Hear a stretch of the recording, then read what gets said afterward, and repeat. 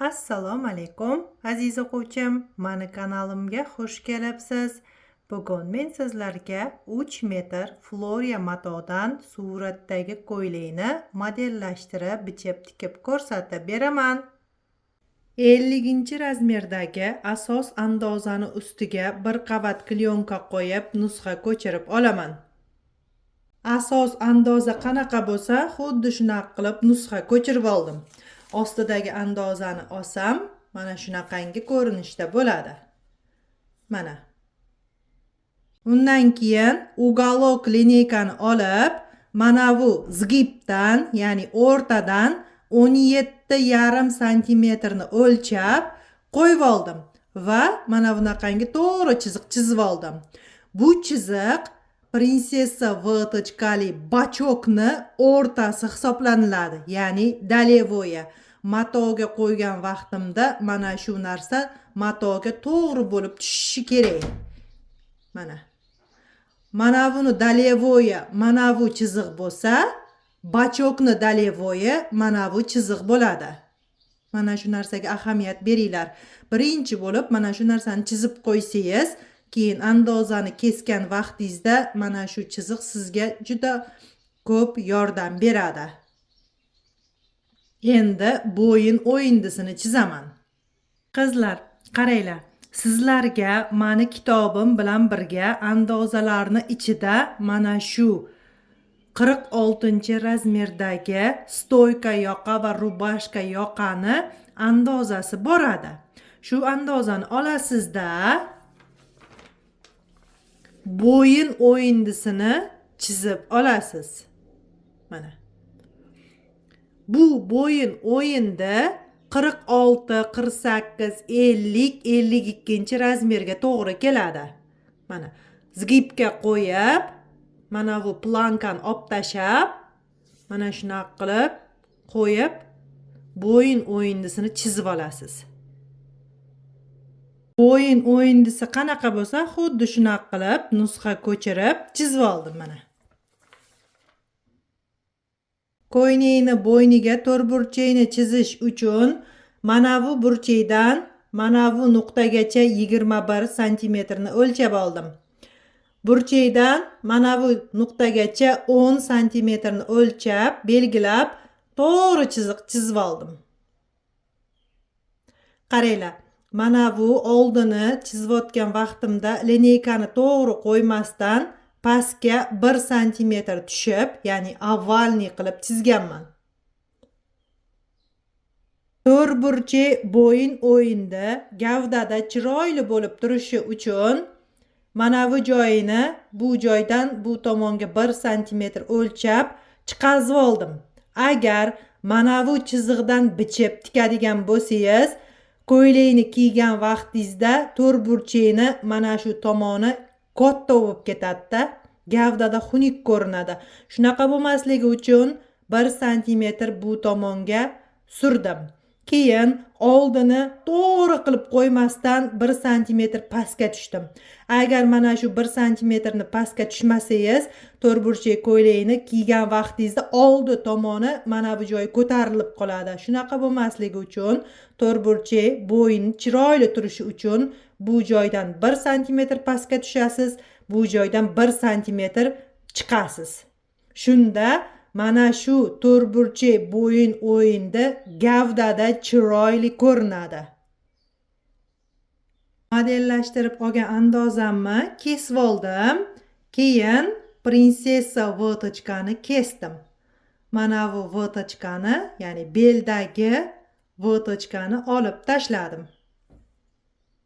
Mana shunaqa qilib tayyorlab oldim. Endi bokovoydagi ko'krak vatochkani yopib, mana bu joyga o'tqazaman. Ya'ni mana bunaqa qilib yopsam, vatochkani hisobi prinsessa vatochkaga o'tadi. Ko'rib turganingizdek, prinsessa vatochkani ochib oldim. Keyin bu andozani matoga qo'yib, ko'ylakni bichayotgan vaqtingizda mana bu tomoniga va bachokni bu tomoniga 1 santimetr chok haqqiga qo'shib kesasiz. qolgan joyi qanaqa bo'lsa xuddi shunaqa qilib kesiladi. Shunday qilib ko'ylakni oldi qismini modellashtirib tayyor qilib oldim. 50 razmerdagi orqa asos andozani ustiga bir qavat klyonka qo'yib nusxa ko'chirib olaman. Asos andoza qanaqa bo'lsa xuddi shunaqa qilib nusxa ko'chirib oldim. Ostidagi andozani olsam mana shunaqangi ko'rinishda bo'ladi. Endi bunga bo'yin o'yindisini chizaman. Orqa bo'yin o'yindisini chizish uchun mani kitob va andozalar komplektim bilan birga andozalarni ichida sizga mana shunaqangi 46-razmerdagi andoza boradi. Ya'ni stoyka yoqa va rubashka yoqani andozasi. Shu andozani orqa bo'yin o'yindisidan foydalanasiz. Bu bo'yin o'yindi 46, 48, 50, 52 razmerlarga to'g'ri keladi. Mana qo'ygan vaqtingizda mana bu zgib bilan chok haqi chiziqlari to'g'ri tushishi kerak. Mana shunaqa qilib simmetrичный qilib qo'yib olib, bo'yin o'yindisini chizib olasiz. Tayyor andozadagi bo'yin o'yindi qanaqa bo'lsa, xuddi shunaqa qilib nusxasini ko'chirib oldim. Endi bel vtochkasini olib tashlayman. Qaranglar qizlar, mendan kitob va andozalar komplektini olgan qizlar, sizlarga andoza berilgan vaqtda vtochka, men bu prinsessa vtochkani mana shunaqa qilib chizib berganman. Siz andozani nusxasini ko'chirib modellashtirib o'tgan vaqtingizda vtochkani mana shunaqa qilib modellashtirib olasiz. Ko'rdingizmi? Mana bunaqa qilib chizasiz. Mana bu chiziqni bu tomonga o'tkazasiz. Ko'rdingizmi? Undan keyin bachokni dalevoyni topish uchun uголок lineykani buklovga qo'yib 17,5 cm ni o'lchab to'g'ri chiziq chizib olasiz. Bu bachokni dalevoyi hisoblanadi. Endi andozani bel vtochkalarini kesib tayyor qilib olaman. Prinsessa vtochkasini kesib beldagi vtochka hisobini olib tashladim. Keyin bu andozani matoga qo'ygan vaqtimda mana bu tomonga va bu joyga 1 cm dan chok haqqi qo'shib kesaman. Undan keyin shestiklinka ko'ylakni beli orqa tomoni kirib chiroyli bo'lib turishi uchun mana bu joydan 1-1,5 cm ni olib tashlayman. Ko'rib turganingizdek, orqadagi chokdan bel kirib turishi uchun 1,5 cm ni kesib olib tashladim. Shunday qilib orqa andozani modellashtirib tayyor qilib oldim. Ko'ylakni bo'yniga stoyka yoqani bichish uchun mendan olgan andozalaringizni ichida 46-razmerdagi stoyka va rubashka yoqani andozasidan nusxa ko'chirasiz.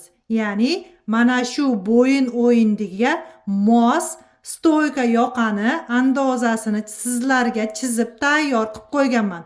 Mana shu stoyka yoqadan nusxa ko'chirib, xuddi mana shunaqa qilib bichib olasiz. Ko'rib turganingizdek, andozani modellashtirib, ko'ylakni fasonini chiqazib oldim. Endi bu andozalarni matoga qo'yib, ko'ylakni bichib olaman. Floriya mato bilan ishlagan vaqtingizda birinchi bo'lib matoga parli dazmolda dazmol bosib olasiz. Undan keyin stolning ustiga yoyib, andozalarni qo'yib, ko'ylakni bichasiz. Agar dazmol bosib olmaydigan bo'lsangiz, bichib olgan detallaringiz dazmol bosgan vaqtingizda kichrayib qoladi. Modellashtirib olgan andozalarimni matoga joylashtirib chiqdim. Endi ko'ylakni bichib olaman. Shestiklinka ko'ylakni bichib oldim. Bachokni mana bu dalevoyidan etek kengligi 35 cm, bu tomoni 35, bu tomoni 35. Shunda ikkalasini qo'shganda mana bu etek kengligi 75 santimetr. Buniki ham xuddi shunaqa. Orqa bachog'ni etek kengligi 35 santimetr dalevoyigacha, bu tomoni ham 35 santimetr. Oldi va orqani etek kengligi ham xuddi shunaqa 35 santimetr. Shunaqa qilib shestiklinka ko'ylakni bichib oldim. Qizlar, ahamiyat berib, yaxshilab tushunib olinglar. Qarang, mana bu beldan etakgacha dalevoyi 85 santimetr bo'lsa, keyin mana qilib 35 santimetr qilib kengaytirib etagini chizasiz-ku, chizgan vaqtingizda mana bu belidan mana bu joygacha 85 santimetr bo'lishi kerak. Mana bu joyda mana 4-5 santimetr ortiqcha chiqdi qizlar. Shu narsani обязательно mana shunaqa qilib yoysimon qilib kesib olib tashlashingiz kerak. Agar mana shu narsani kesib olib tashlamaydigan bo'lsangiz, ko'ylakni tikkan vaqtingizda mana shu joylari osilib qoladi. Shunaqa bo'lmasligi uchun mana shu ortiqcha narsani kesishingiz shart. Ko'ylakni hamma qismlarini bichib tayyor qilib oldim. Endi tikishni boshlayman. Aziz o'quvchim, mana chevarchilik sirlari kitobim bilan choq haqqi ichida bo'lgan tayyor andozalarim sotiladi. Kitob va andozalar komplekti Toshkentda Ipodrom bozorida sotuvda bor. Agar sizga kerak bo'ladigan bo'lsa, videoni ostida telefon raqamlarim bor. Qo'ng'iroq qilib yoki Telegramda yozib ma'lumot olsangiz bo'ladi. Qizlar, har doim esinglarda bo'lsin. Shestiklinka ko'ylak tikkan vaqtingizda mana bu bel chizig'iga rassechka berib chiqasiz. Oldini bachog'i, orqani bachog'i va orqani kliniga, hammasiga beliga mana shunaqa qilib rassechka berasiz. Keyin ko'ylakni tikkan vaqtingizda mana shu rassechkalar bir-biriga simmetrичный tushishi kerak. Ya'ni bir xil bo'lib tikilishi kerak. Shunda shestiklinka ko'ylagingiz chiroyli bo'lib chiqadi. Tikishni birinchi bo'lib ko'ylakni oldidagi to'rtburchak bo'yin o'yindisidan boshlayman. Padbordni mana shunaqa qilib koketka bilan qadab olganimdan keyin bo'yin o'yindisini qo'l chokida tikib oldim. Undan keyin mana bu burchaklarini o'lchab belgilab oldim. Tikayotgan vaqtimda mana shu burchaklari aniq va tiniq bo'lishi kerak. Agar mana shu burchaklari ikki xil bo'lib qoladigan bo'lsa, ko'ylakni tikib o'ng tomoniga ag'dargan vaqtimda juda xunuk ko'rinadi. Shunaqa bo'lmasligi uchun birinchi bo'lib mana shu burchaklarini o'lchab chizib olaman. Endi buni mashina bilan tikib olsam bo'ladi. Bo'yin o'yindini mashinaga tikish uchun qo'ygan vaqtingizda padbord tomoni ustida, gavda tomoni ostida bo'lishi kerak. Filizilin yopishtirilgan tomonidan tiksangiz, chokingiz tekis chiqadi. Agar gavda tomonini tikadigan bo'lsangiz, mana bu narsa yig'ilib qolib, chok qiyshiq bo'lib qoladi. Shunaqa bo'lmasligi uchun to'g'ri, cho'tka, tekis bo'lishi uchun har doim padbord tomonidan tikasiz. Mana shunaqa qilib, mana tikib olib kelganimdan keyin burchakka kelgan vaqtimda lapkani ko'taramanda mana buni mana qilib buraman. Burib olganimdan keyin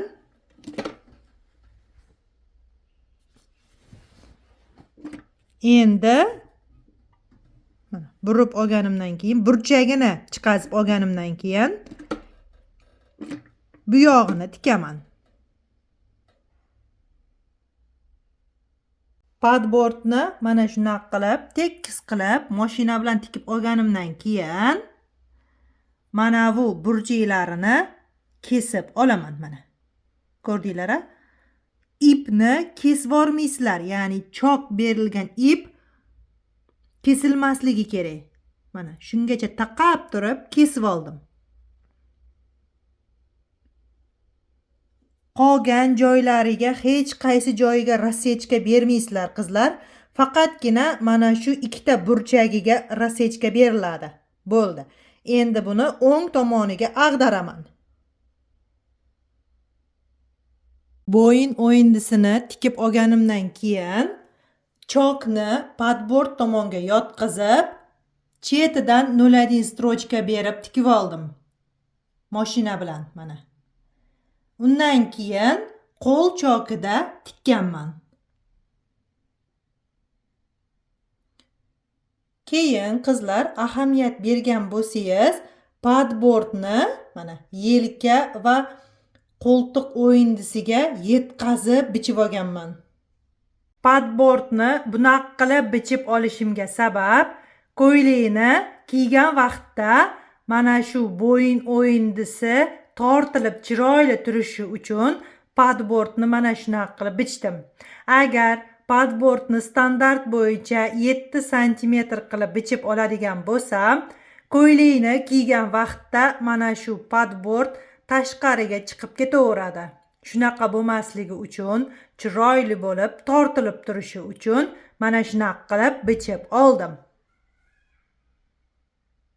Prinsessa vatochkali shestiklinka ko'ylak tikkan vaqtingizda mana bu belidagi rasechkasidan boshlab qo'l chokida tikasiz.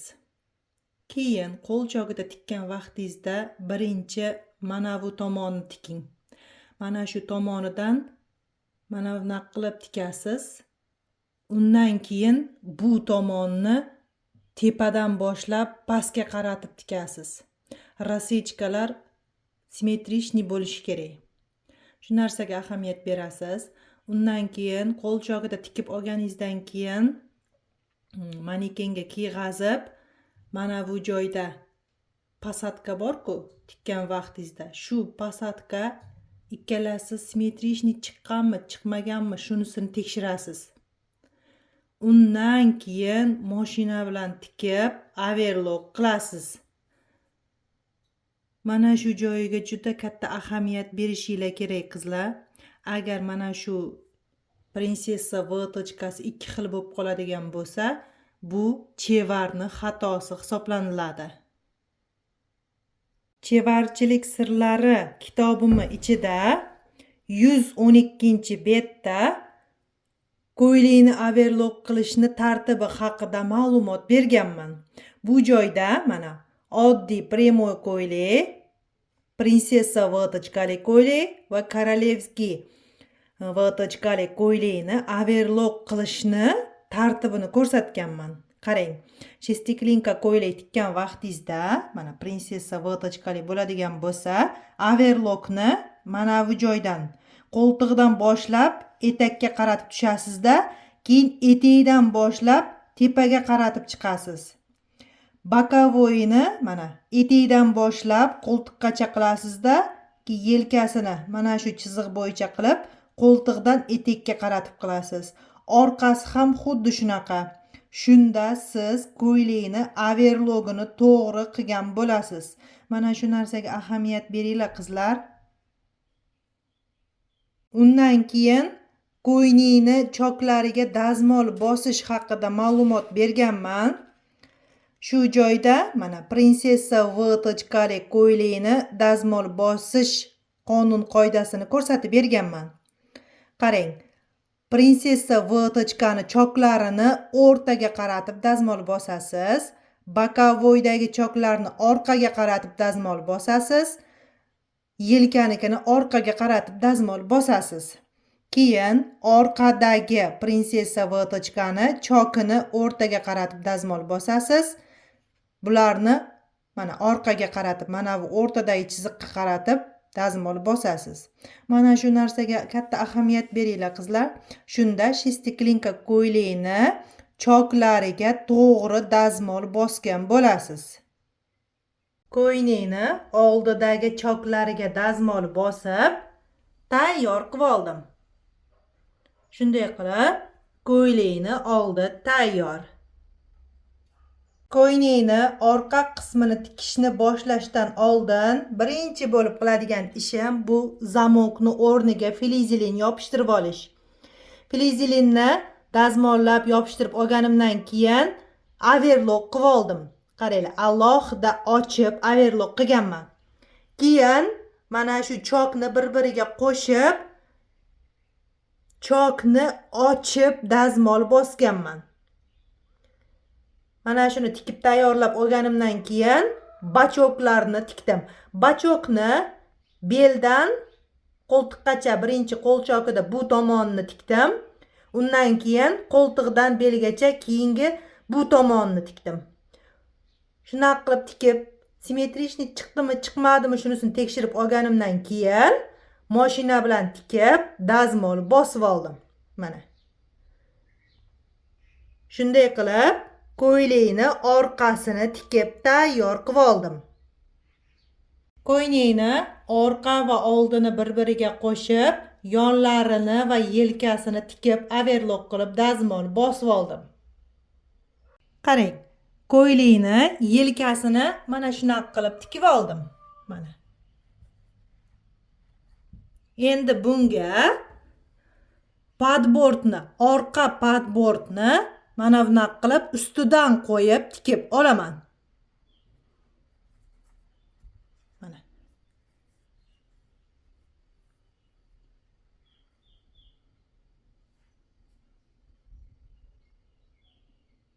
Orqa padbordni yelkaga mana shunaqa qilib tikib oldim. Mana.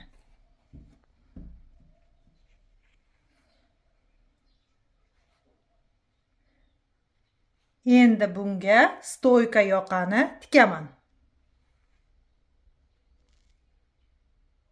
Stoyka yoqani bo'yin tomonini tikib, ustidan 0,1 strochka berib, dazmol bosib, tayyor qilib olganimdan keyin o'rtasini rasechka bilan belgilab oldim. Undan keyin ko'ynakka tikilgan vaqtida yelkasi to'g'ri keladigan joyini mana 1 santimetr qilib kesib oldim. Mana ikkita yelkasini. Mana shu ikkita yelkasini kesib olganimdan keyin endi oldini mana qilib 1 santimetr qilib ichkarisiga qaytarib qo'l chokida tikib olaman. Birinchi qo'l chokida tikib olib, undan keyin mashina bilan tikdim. Mana shunaqa qilib stoyka yoqani oldini buklab tayyor qilib oldim. Mana. Endi buni ko'ylakni bo'yniga tiksam bo'ladi. Qizlar, qaranglar, yaxshilab ahamiyat berib qaranglar. Stoyka yoqani padbordga qo'l chokida tikib oldim. Mana. Ko'rdingizmi? Mana shunaqa qilib, mana. Boyagi yelkasigacha bo'lgan joygacha qo'l chokida tikib oldim. Mana shu joyini taqab turib tikdim. Endi buni mashinada tikib olaman. Undan keyin padbordni mana gavdaga mana qilib tikaman. Birinchi bu tomonni mashinada tikib olib, undan keyin bir-biriga qo'shib tikaman. Tushundinglar-a? Ko'rib turganingizdek, mana qizlar, ko'ylakni bo'yniga stoyka yoqani tikib oldim. Mana. Mana bu joyi mana bunaqa ko'rinadi. Mana.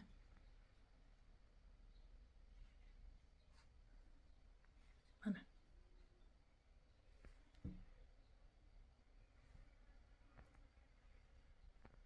Shunday qilib, ko'ylakni bo'ynini tayyor qilib oldim. Endi orqasiga pataynoy zamokni tikaman. Xabashni pataynoy zamokni birinchi dazmol qilib oldimda, undan keyin qo'l chokida zamokni o'rniga tikib chiqdim. Keyin mashina bilan tikib oldim. Shunday qilib, ko'ylakni orqasiga pataynoy zamokni tikib tayyor qilib oldim. Ko'rib turganingizdek, ko'ylakni gavdasini tikib tayyor qilib oldim. Endi yengini tikaman. Yengni pasini birinchi pastelni shov qilib tikib oldim. Undan keyin mana bu bokovoyni tikdim. Mana shu qo'ltiqdan 5 sm oldi, 5 sm orqaga qoldirib, mashinani chokini 5 ga qo'yib, mana shunaqangi ikkita chok berib oldim. Mana. Ko'rdingiz-a? Keyin mana shu ikkita chokni burmaga yig'aman. Mana. Yiqqan vaqtimda mana shunaqa qilib dumaloq bo'lib qoladi. Bu yengni akatini posatkaga yig'ish degan metod, ya'ni usul. Har doim ko'ylakni yengini mana shunaqa qilib posatkaga yig'ib, undan keyin gavdaga tikinglar. Shunday qilib, ikkita yengni tayyorlab olganimdan keyin endi buni ko'ylakni qo'ltig'iga tikaman. Yengni birinchi qo'l chokida tikib oldim. Undan keyin o'ng tomoniga ag'darib, simmetrichniy chiqdimi, chiqmadimi shunisini tekshirib oldim. Undan keyin mashina bilan tikib, overlock qilib qo'ydim. Ko'rib turganingizdek, ko'ylakni tikib bo'ldim. Darsim yoqqan bo'lsa, like bosib, kommentariy yozib ketinglar.